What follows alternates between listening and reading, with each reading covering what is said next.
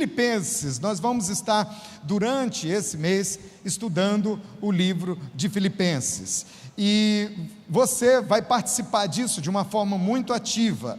Nós queremos encorajar você a estar meditando no livro de Filipenses durante todo esse mês, a partir de amanhã, inclusive.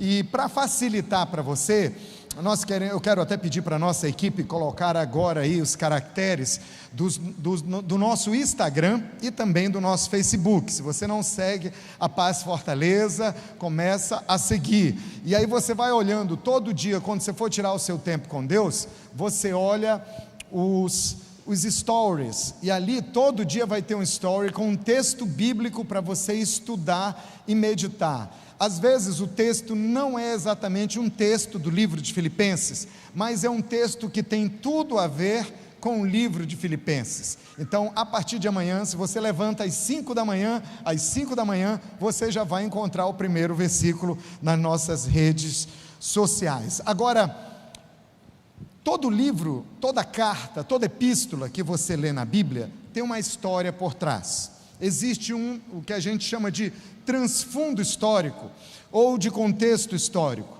E eu quero falar para você primeiramente o que historicamente estava por trás do livro de Filipenses. Por que se chama Filipenses? Porque foi escrito para aquelas pessoas, para aqueles irmãos, para os santos que moravam na cidade de Filipos. E Filipos era uma cidade muito importante no Império Romano. Era uma cidade que tinha muito ouro, minas de ouro, e era muito importante também porque era uma cidade muito estratégica, geograficamente falando. Ela estava na região montanhosa entre a Ásia e a Europa. Na realidade, era o portão de entrada da Europa. Essa cidade foi conquistada no ano de 358 antes de Cristo. Ela foi conquistada pelo pai daquele que era muito famoso. Você já ouviu falar de Alexandre o Grande? Pois foi o pai dele, o rei Filipe II, que conquistou a cidade de Filipos. Por isso, em homenagem ao rei Filipe II, deram o nome de Filipos à cidade. O apóstolo Paulo passou por Filipos durante a sua segunda viagem missionária. Ele estava ali debaixo de uma direção de Deus. O apóstolo Paulo, ele sempre viveu direcionado por Deus. Ele não vivia aleatoriamente, ele não ia para o lugar, ele não acordava e dizia: acho que hoje eu vou fazer tal coisa, acho que hoje eu vou para tal lugar. Não, ele buscava a direção do Espírito Santo. Por isso que ele foi tão frutífero. E um dia ele teve uma visão. Atos capítulo 16 nos relata essa visão. Durante a noite, Paulo teve uma visão na qual um homem da Macedônia estava em pé e lhe suplicava: passe a Macedônia e ajude-nos. Paulo teve esta visão espiritual e foi a Macedônia, foi a Filipos. Filipos ficava no distrito de Macedônia, é como se fosse o estado da Macedônia hoje. E Paulo estava na sua segunda viagem missionária quando chegou a Filipos. Ele estava acompanhado de Silas e estava acompanhado também de Timóteo. Essa carta foi escrita por Paulo e a seu lado estava Timóteo enquanto escrevia essa carta. E o que aconteceu em Filipos? Antes da gente estudar o livro de Filipenses, é importante a gente entender não somente um pouquinho da história dessa cidade, mas entender o que aconteceu nessa cidade. Quando você começa a ler o livro de Filipenses, e lembrando do que aconteceu, ajuda muito na interpretação. O que aconteceu em Filipos? Ora, foi lá que Paulo encontrou uma mulher chamada Lídia. Filipos era uma cidade que não tinha sinagoga, então Paulo procurou um lugar de oração, e ele foi até a beira do rio, onde tinha algumas mulheres orando.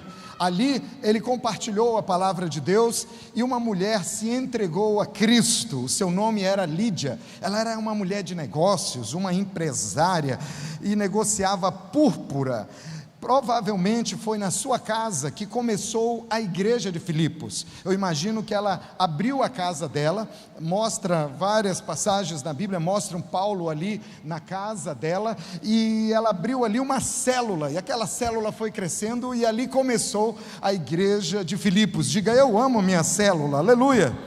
Foi lá em Filipos que Paulo expeliu o demônio de uma jovem adivinhadora. Essa jovem adivinhadora, ela era explorada por alguns homens. Ela chegava diante das pessoas, era um demônio dentro dela que fazia ela descobrir coisas da vida das pessoas.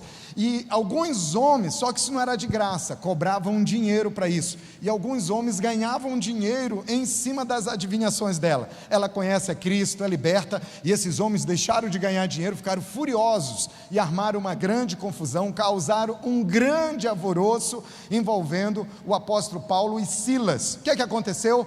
Paulo e Silas foram presos. Paulo foi levado ao Pelourinho, e não foi o da Bahia, não, foi o de Filipos. E ali ele recebeu chicotadas, ele apanhou, foi uma humilhação muito grande, porque isso foi feito de maneira pública, e mais, ele estava pregando o evangelho, era injusto fazer isso com ele. Depois ele foi preso.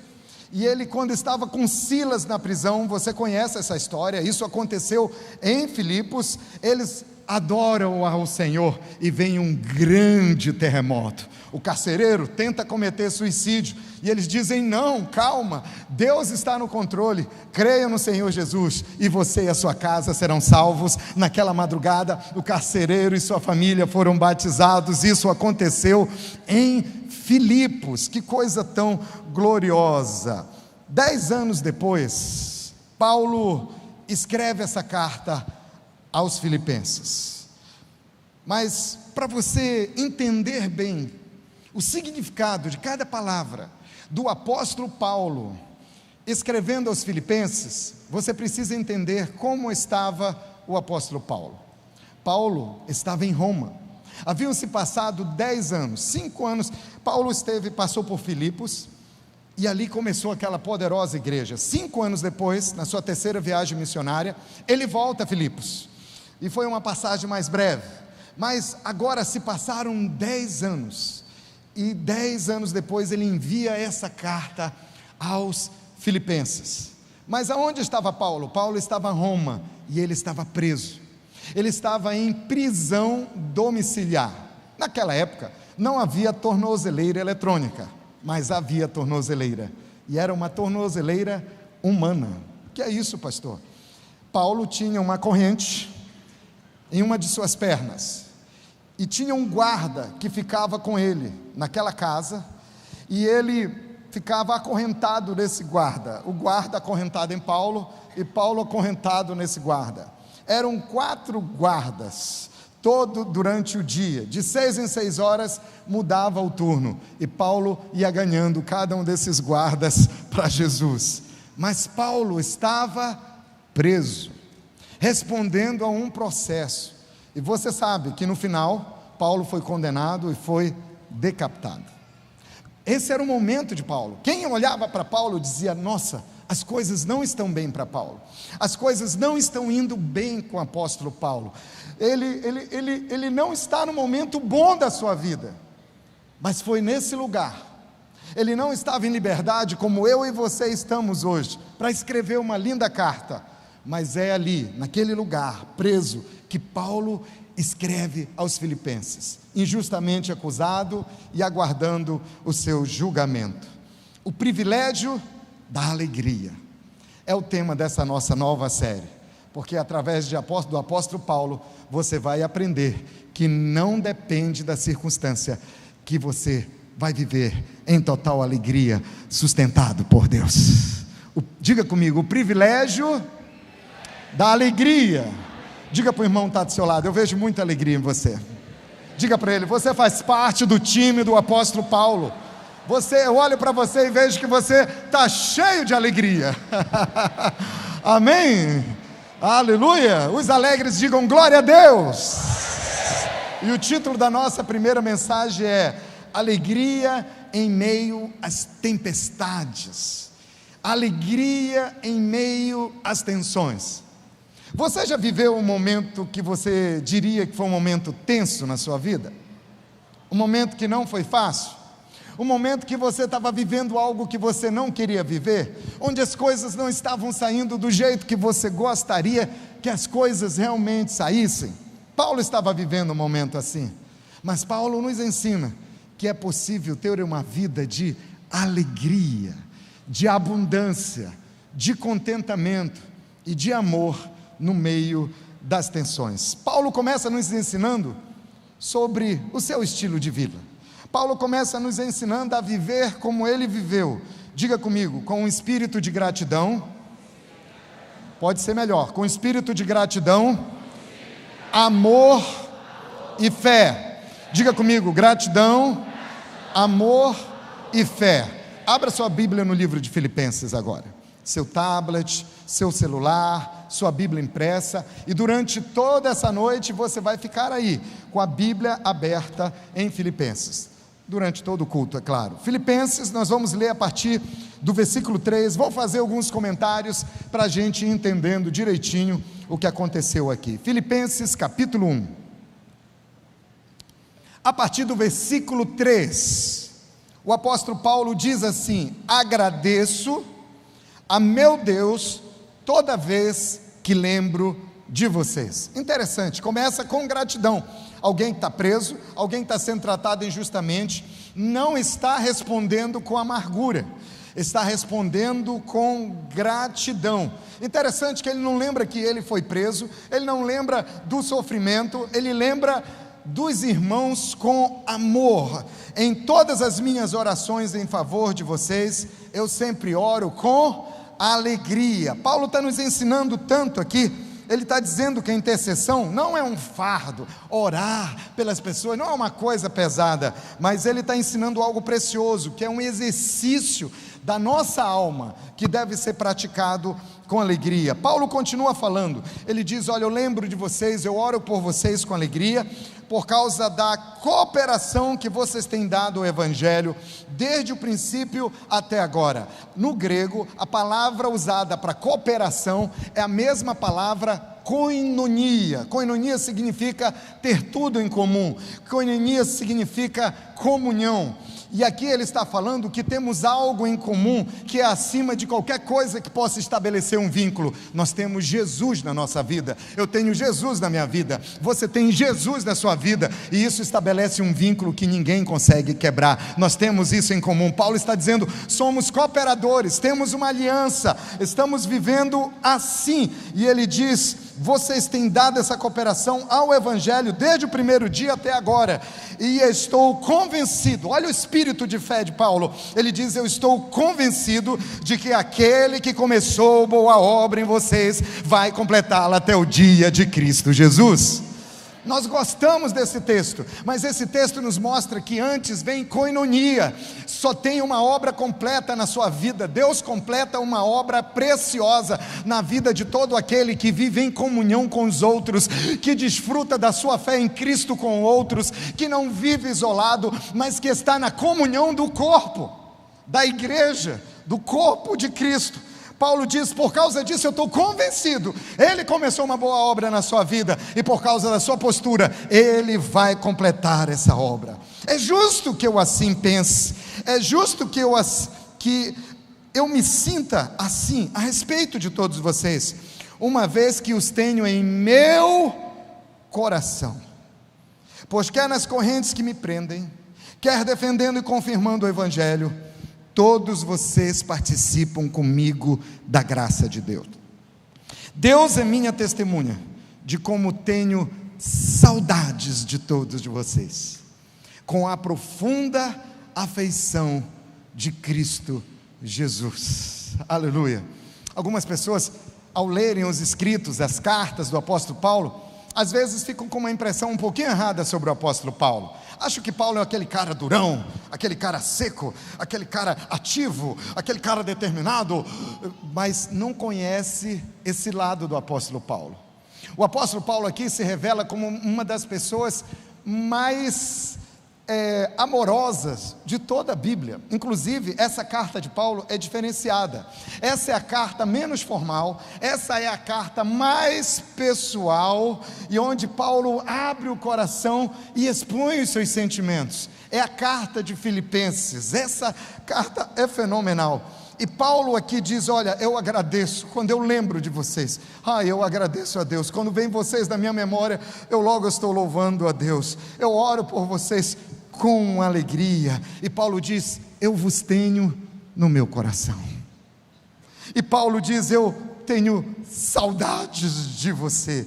E eu tenho uma profunda afeição de Cristo Jesus em vocês. Diga glória a Deus. Interessante, Paulo está preso, mas mesmo na prisão, ele não fica pensando nele, ele não fica puxando o foco para ele não fica puxando a atenção para ele. Mesmo naquela condição, Paulo está pensando nos outros, sendo grato pela vida dos outros, declarando palavras de fé sobre a vida dos outros, declarando palavras de amor sobre a vida dos outros. Eu pergunto para você, quando as coisas não saem do jeito que você gostaria que estivesse saindo na sua vida, quando você está passando por um momento, digamos assim, de tensão na sua vida, como é que você reage? Qual é a sua resposta? Como é que você se comporta quando tudo nem sempre está indo tão bem para você? O apóstolo Paulo, na realidade, ele está nos ensinando como é que nós devemos reagir. Mas eu pergunto, como você reage? Você para de servir as pessoas? Você para de declarar a sua fé para os outros? Não fala mais de Jesus? Ou você se isola? Você começa a ver defeitos e colocar a culpa nas pessoas da sua casa, da sua família? Você começa a colocar a culpa e começa a ver defeitos no seu irmão? Você começa a ver defeitos na sua igreja? Você começa a se isolar e ficar no seu cantinho? Como é que você lida com essas questões?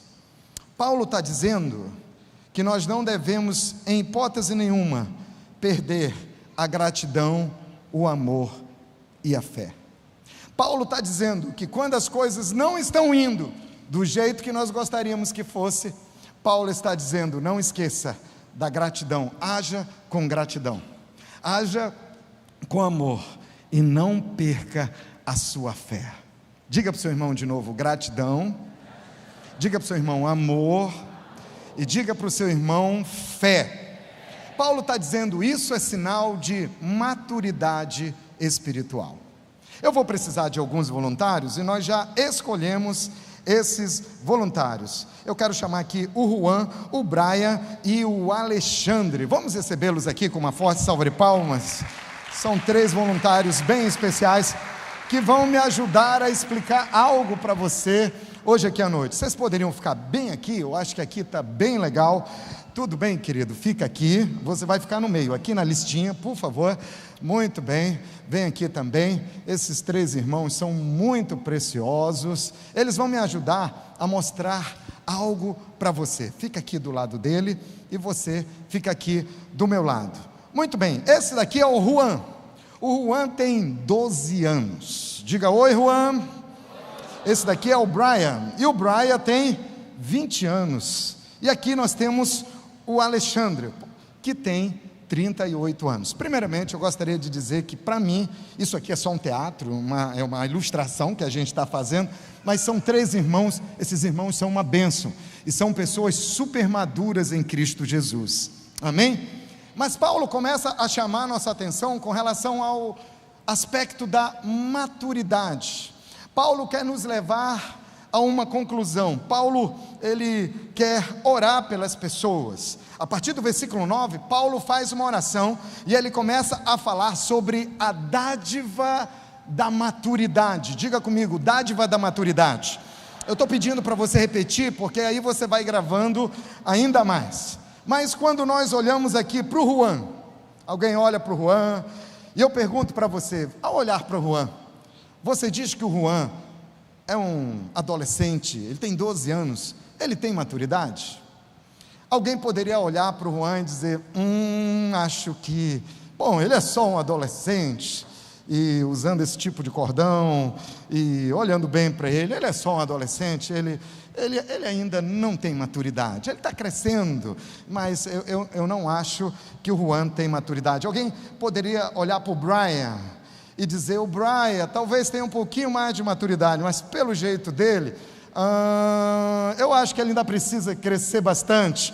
O Brian, ele não tem muita maturidade. Alguém poderia olhar para o Alexandre e dizer, não, a postura do Alexandre já é diferente. Você vê o olhar dele, é centrado, e ele é uma pessoa, assim, muito adulta. Eu acho que o Alexandre é uma pessoa madura, sabe fazer escolhas. No Alexandre, sim, eu vejo maturidade.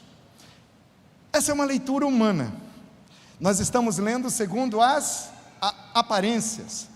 Nós estamos lendo segundo a idade de cada um deles. Mas você sabia que o Juan, 12 anos, o Juan, ele é cheio da palavra de Deus.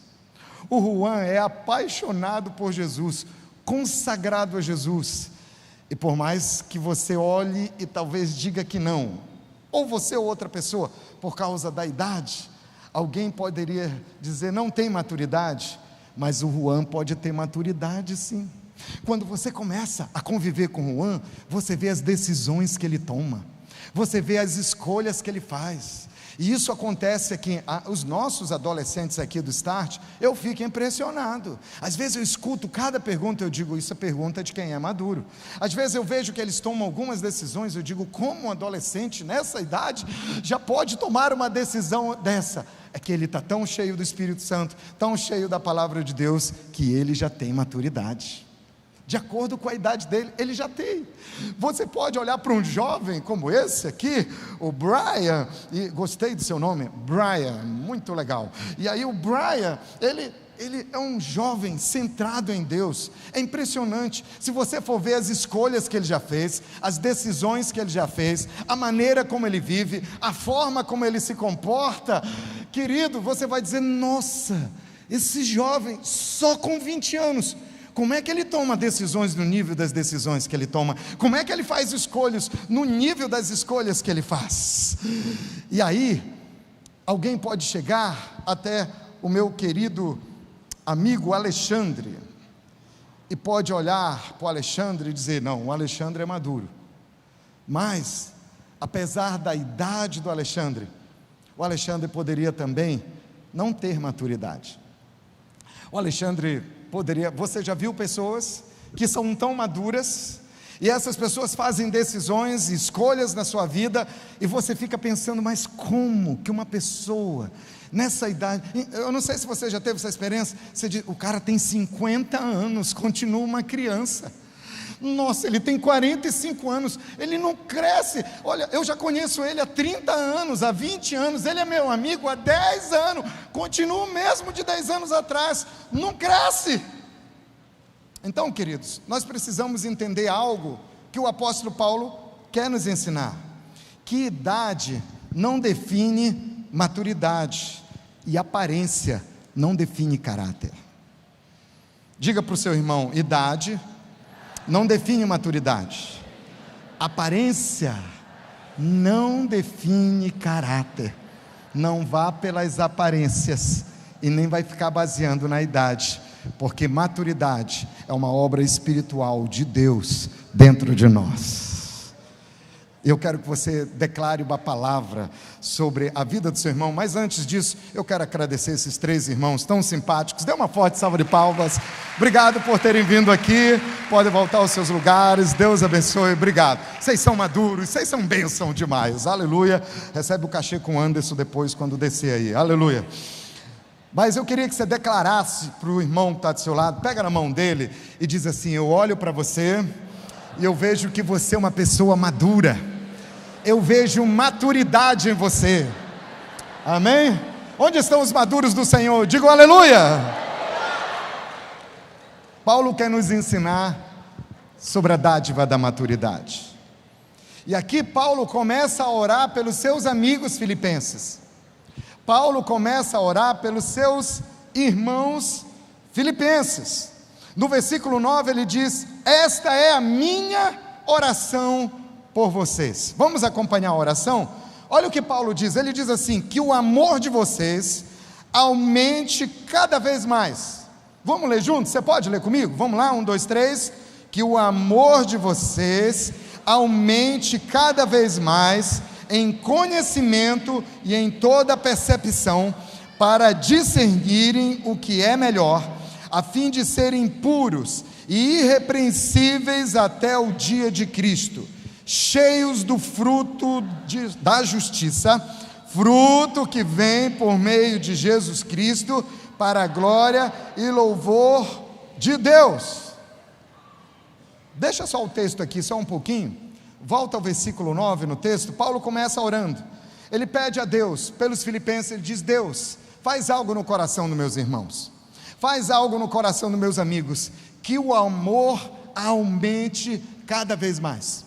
Paulo está orando para que o amor seja potencializado dentro da vida de cada irmão, que ele aumente cada vez mais. Em quê? Em conhecimento e em toda percepção. A Bíblia diz: conhecereis a verdade vos libertará. Ele não está falando, olha, cresça no amor, mas ele não está dizendo no sentimentalismo. Ele está falando no conhecimento, de conhecer a Deus, de saber quem é Deus, de ter experiências com Deus. Isso traz crescimento na vida da gente. E ele está dizendo, olha, é através do amor que vocês cresçam em conhecimento e na percepção, ou seja, que vocês tenham uma sensibilidade aguçada. Para quê? Para discernir o que é melhor e o que não é melhor. Ele está falando para que vocês possam discernir o que é melhor. O que é que Paulo está dizendo? Para que você possa compreender, para que você possa fazer diferença entre o que é de Deus e o que não é de Deus. Para que você possa fazer separação, escolhas e tomar decisões, entendendo o que é plano de Deus e o que não é plano de Deus. O que é da vontade de Deus e o que não é da vontade de Deus. O que Paulo está dizendo é: somos maduros espiritualmente quando sabemos fazer essas escolhas, e a porta de entrada é o amor. É interessante isso. Paulo mesmo em Coríntios fala: agora ficam a fé, a esperança e o amor. Qual é o maior destes? É o amor. Por isso Paulo não ora, cresçam em fé. Paulo não ora, cresçam em adoração. Paulo está dizendo, cresçam em amor. Porque foi por amor que Jesus se entregou na cruz por mim e por você. É a marca de Cristo para nós, é o amor. Nós temos que crescer segundo esse amor. Paulo está dizendo que vocês possam crescer assim, para que vocês possam ter percepção, diferenciar o que é de Deus ou o que é não de Deus. Isso como se aplica no nosso dia a dia? Existe um momento que nós precisamos fazer escolhas e tomar decisões, e nós precisamos ter maturidade para isso. Por exemplo, questão de trabalho. Onde é que eu vou trabalhar? Eu tenho que escolher entre 2 trabalhos. Eu tenho que escolher a carreira que eu quero seguir. Eu tenho que escolher se esse trabalho aqui é bom para mim. Eu vou continuar nesse trabalho ou eu vou mudar para outro trabalho? Esse trabalho está me fazendo bem? As companhias que eu tenho nesse trabalho estão me edificando? Como é que eu vou me comportar dentro do meu trabalho? Outra área, por exemplo, pensamentos. Você pode escolher no que pensar. Não, peraí, pastor, o pensamento vem de forma aleatória, e aquilo que mais nos incomoda, é isso que ocupa o nosso pensamento. Nananina não, o apóstolo Paulo diz, tudo que é louvor, tudo que tem virtude, tudo que tem beleza, tudo que tem alegria, tudo que tem a marca do Espírito Santo, seja isso que venha ocupar o vosso pensamento. Paulo está dizendo, você pode escolher naquilo que você vai pensar. Você conhece pessoas que só pensam naquilo? Naquela chateação que ele viveu há 10 anos atrás, você conversa com ele e diz, ontem à noite sonhei com aquilo, sonhei com aquele mal que me fizeram, sonhei, eu até sonho, fazem 10 anos, aquela maldita me traiu com outro, ou fazem 5 anos que me humilhou publicamente, fazem 17 anos que me emprestou R$200, até hoje não pagou. Aquela surra que eu levei do meu pai. Eu estou com 37 anos. Eu tinha só 8 anos, mas foi meu irmão que fez. A culpa não foi minha. E eu apanhei muito. Foi merecido. Até hoje não perdoo meu pai. E fica pensando nisso. Nós temos que aprender a fazer escolhas.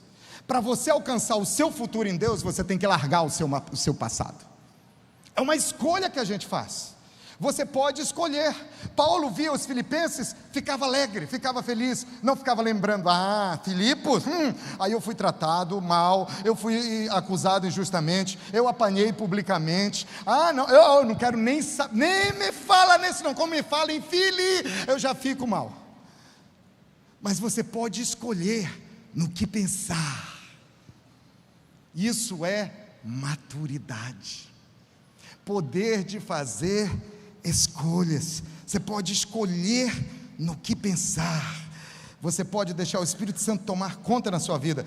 Outra área, limites para a sua vida. Você impõe limites para a sua vida? Algumas pessoas não impõem limites. Por exemplo, tem gente que come demais. Ele vê comida, ele diz, e come. E come, eu como assim, estou comendo. Tem gente que não come e está sofrendo.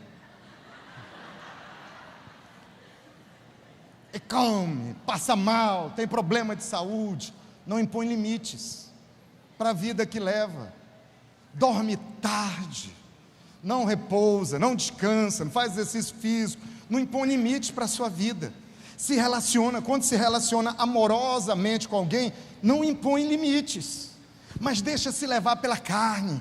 Quero te beijar, quero te abraçar, quero te pegar, quero te levar para a cama, vamos fazer amor. Gente crente, falta limites. Sabe o que é isso? Falta de maturidade. Deixa eu te dizer uma coisa, Deus tem um destino glorioso para a sua vida, mas ele é alcançado quando a gente trilha o caminho da maturidade espiritual. Deus quer que eu e você, nós possamos amadurecer. Essa história de que eu nasci assim, vou morrer assim, sou Gabriela, não, irmão, é escolhas que nós fazemos.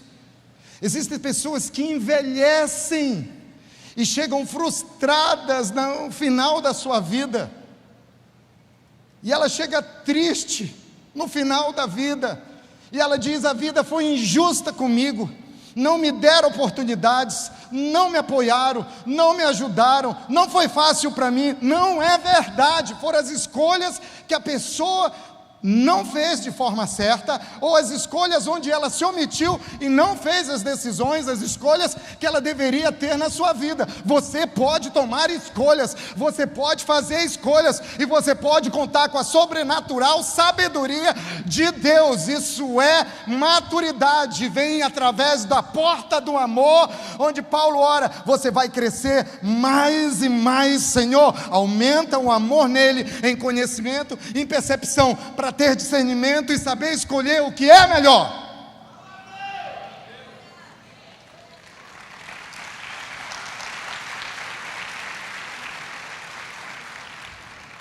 Seu tempo livre, o que é que você escolhe?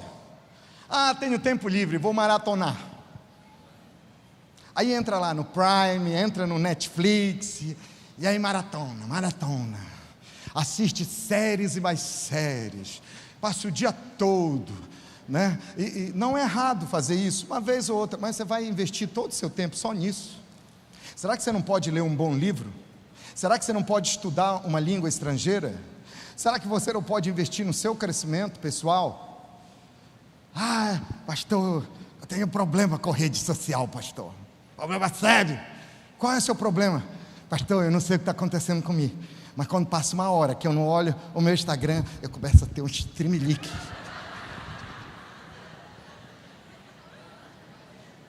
Abstenção por causa de WhatsApp, Instagram e Facebook e outras mais. Você já se sentiu assim? Não levante sua mão. Nós podemos fazer escolhas. Eu posso escolher crescer espiritualmente. Eu quero declarar que você não vai chegar no final de 2020 do mesmo jeito que você chegou no final de 2019. Você vai chegar num degrau acima. Você vai chegar numa prateleira mais alta. Você vai chegar no pódio, porque esse ano é um ano de crescimento para a sua vida. Mas o que vai te levar a experimentar esse crescimento são as escolhas e as decisões que você vai tomar na sua vida. Eu escolho que eu vou ler um bom livro evangélico. Eu escolho que eu vou ler minha Bíblia. Eu vou todo dia dedicar pelo menos 15 minutos do meu dia à palavra de Deus. Eu vou abrir ali as redes sociais da igreja, vou meditar no texto, está ali. É uma escolha que eu faço, é uma decisão que eu tomo. A Bíblia traz um exemplo, a Bíblia fala de Sansão. Sansão foi um homem que não teve discernimento. Sansão teve poder, Sansão teve graça. Sabe, deixa eu dizer uma coisa, unção não é significado de maturidade. Algumas pessoas acham que elas são ungidas, elas são maduras. Mas a pessoa orou, aplicou fé e recebeu unção. O problema é quando ela não reconhece que essa graça e essa unção vem de Deus. Não só a unção, mas eu estou falando de todo dom e talento que Deus der na sua vida. Isso é um dom de Deus, vem de Deus. Diga comigo, todo dom, todo talento que eu receber, vem de Deus. Sansão recebeu um poder, uma unção e uma força poderosa, e ninguém vencia ele, ninguém enganava ele era o mais esperto, ele era o tal, subiu para a cabeça. Sabe por quê? Porque ele começou a achar que aquilo era dele, ele esqueceu que aquilo era de Deus. E sabe, o apóstolo Paulo, ele fala o seguinte, coloca o versículo aí, eu quero que você olhe comigo. Dentro da oração dele, ele ora, para quê? Para a gente discernir o que é melhor, a fim de quê? De serem puros e irrepreensíveis até o dia de Cristo. Cristo vai voltar e vai nos levar com ele, aleluia, e nós temos que estar prontos para encontrar com ele. E o apóstolo Paulo diz, vocês vão ser encontrados como inculpáveis. Uau, isso é difícil? Não é, trata-se de uma escolha. Eu escolho viver com Deus, eu escolho o caminho da santidade, eu escolho o caminho da paixão por Jesus, esse é o caminho. E ele começou a achar que isso era uma coisa dele, e aí, o que ele fez? Ele fez escolhas erradas, o Sansão. Ele não foi puro, ele foi impuro. E ele não foi repreensível, foi repreendido por Deus e terminou a sua história no meio de uma tragédia. Deixa eu falar o que o Espírito Santo pediu para falar para você. A sua história é totalmente diferente da história de Sansão. Você faz parte de uma geração inculpável, pura, irrepreensível diante de Deus, que é cheio do fruto da justiça. O apóstolo Paulo fala sobre isso, ser cheio do fruto da justiça. O que é o fruto da justiça? Fruto da justiça é o resultado do meu relacionamento com Jesus. Fruto da justiça é o resultado do que a palavra de Deus faz na minha vida. Fruto da justiça é o resultado da obra de Deus na minha vida. Deus está agindo na minha vida. O resultado do meu relacionamento com Jesus, da minha paixão por Deus, o resultado da minha obediência à palavra de Deus é esse. Quando as pessoas olham, ficam perguntando: o que é isso, o que é isso, o que é isso? Isso é fruto da justiça. Eu amo, eu perdoo, eu tenho misericórdia, eu estou agindo em graça, eu sirvo o meu irmão, eu aplico fé pelo melhor na vida do meu irmão, eu acredito na mudança das pessoas, eu tenho o fruto do Espírito na minha vida. Fruto da justiça, aleluia. E Paulo está dizendo: eu quero que vocês amadureçam, e vocês vão demonstrar isso para todo mundo. Por quê? Porque é um fruto, todo fruto tem uma semente, e essa semente está dentro de você, e você vai levar essa semente e vai fazê-la germinar na vida de muita gente. Aleluia, aleluia. Diga para o seu irmão: você vai frutificar muito. Diga para ele: fruto da justiça. Interessante que quem está falando isso é Paulo. Onde ele está? Preso, vivendo o quê? Um momento de tensão. Paulo está dizendo: o fato de eu estar vivendo o que eu estou vivendo, isso não vai tocar na minha fé. Paulo está dizendo: o fato de eu estar vivendo o que eu estou vivendo, isso não vai mexer no meu estilo de vida. porque podem tirar a minha liberdade externa, mas aqui dentro eu continuo livre. Estou preso dentro de uma casa, mas não estou preso dentro do meu coração. Em Cristo eu sou livre. Ele me libertou na cruz do Calvário. Em Cristo eu sou livre. Eu vivo essa liberdade. Aonde eu for, eu consigo ser alegre, eu consigo ser feliz, eu consigo sorrir, eu consigo servir as pessoas, eu consigo olhar para as pessoas e ver o melhor que há na vida das pessoas, eu consigo demonstrar gratidão nas pessoas, eu consigo viver crendo na mudança das pessoas, eu consigo ver uma vida melhor, eu consigo ver uma boa perspectiva à minha frente. Isso não está embaçando a bondade e o poder de Deus na minha vida, porque eu sou livre. Cristo está em mim e eu estou em Cristo. Livre eu sou. Levante sua mão direita, você faz assim, depois você faz assim. Diga: eu sou livre. Diga: Cristo está em mim. Diga: e eu estou em Cristo.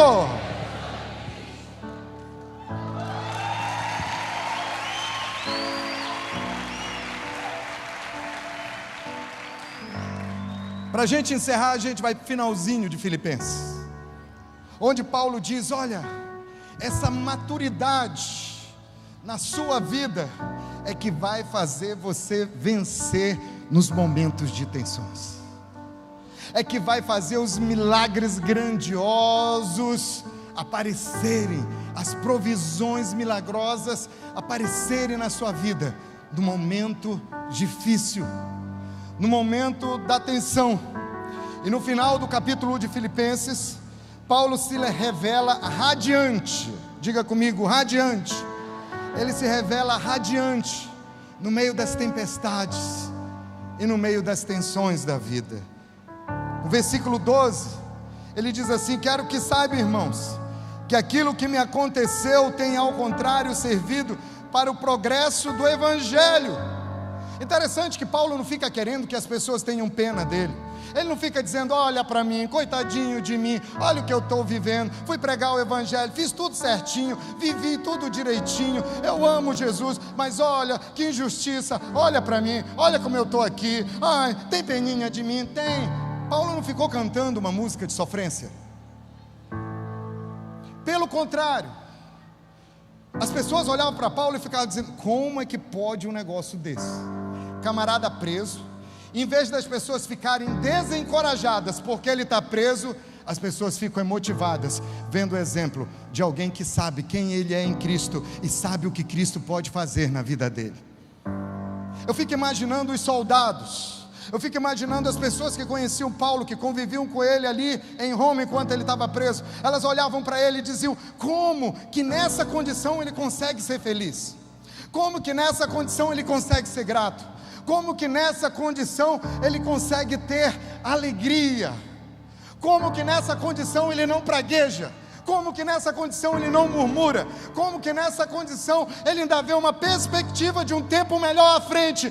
E a gente pensava que a igreja ia acabar, que a fé ia diminuir, que eles iam desistir. Mas olha o que diz aqui o próximo versículo, o versículo 12, diz assim: ao contrário, tudo isso, em vez de desanimar, tem animado, tem servido para o progresso do Evangelho. No 13 ele diz: como resultado, tornou-se evidente a toda a guarda do palácio e a todos os demais que estão na prisão por causa de Cristo. Ele fala de toda a guarda do palácio. Que guarda do palácio é essa? Aqueles que lhe vigiavam na prisão. Durante o dia, 4 guardas faziam rodízio, preso com ele. Guarda não tinha para onde correr, Paulo não tinha para onde correr, estavam juntos. E Paulo falava da palavra, Paulo testemunhava da palavra, Paulo testemunhava de Cristo. Ele ia ganhando um por um. Pastor, como é que você sabe disso? Quando você olha no fim do livro de Filipenses, Paulo está se despedindo dos irmãos filipenses nessa carta. E ele diz: olha, eu mando saudações para muita gente aí, eu amo vocês, eu estou mandando abração.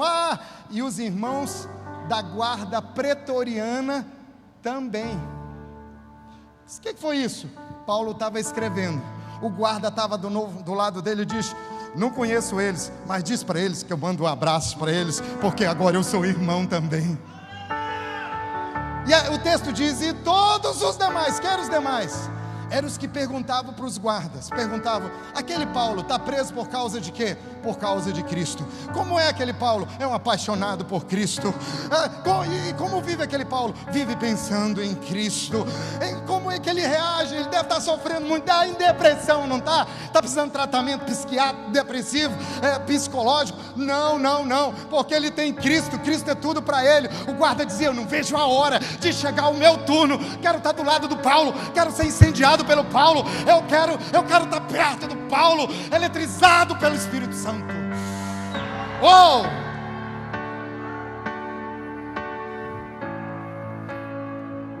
E os irmãos, em sua maioria motivados no Senhor pela minha prisão, estão anunciando a palavra com maior determinação e destemor.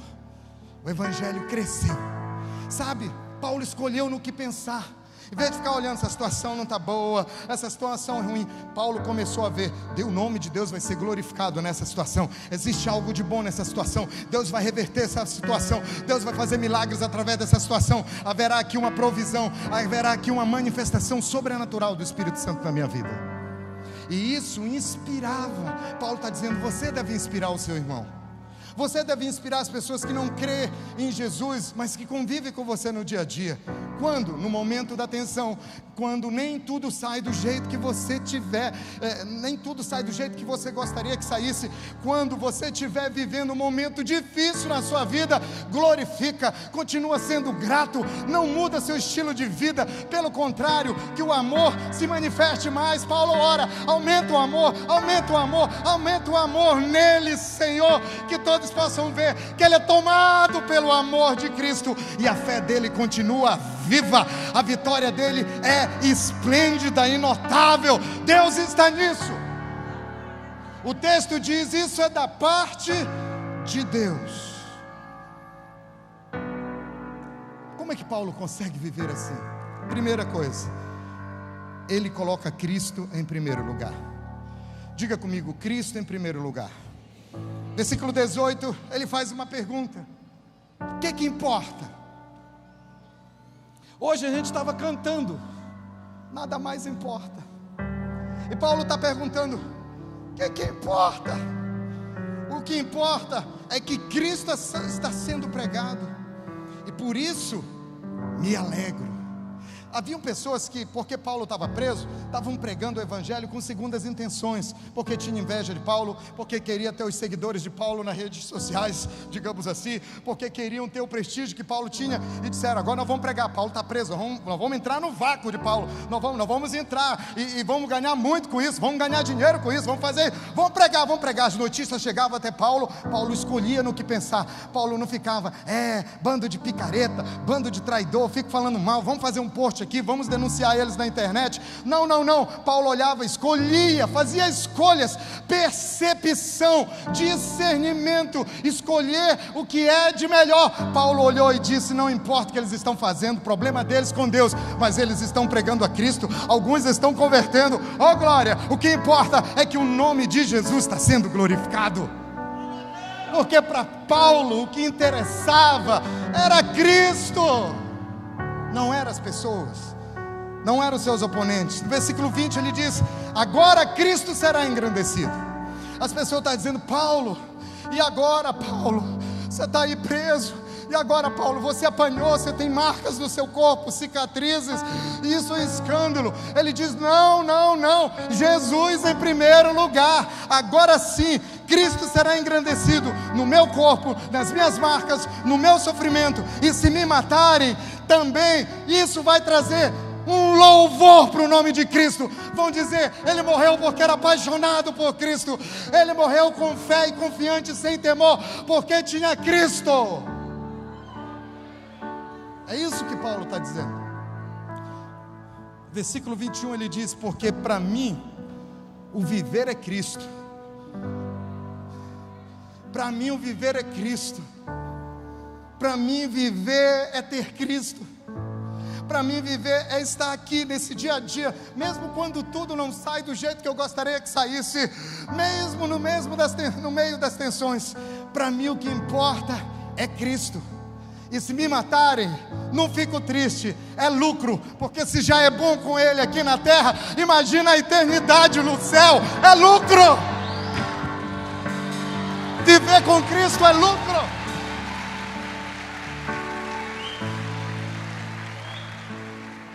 O mundo quer falar algo diferente. O mundo quer que sejamos idólatras.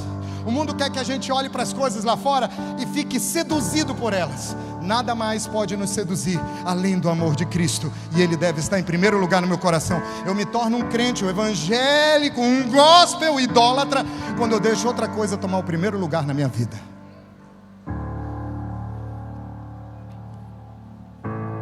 Paulo também coloca os outros em segundo lugar.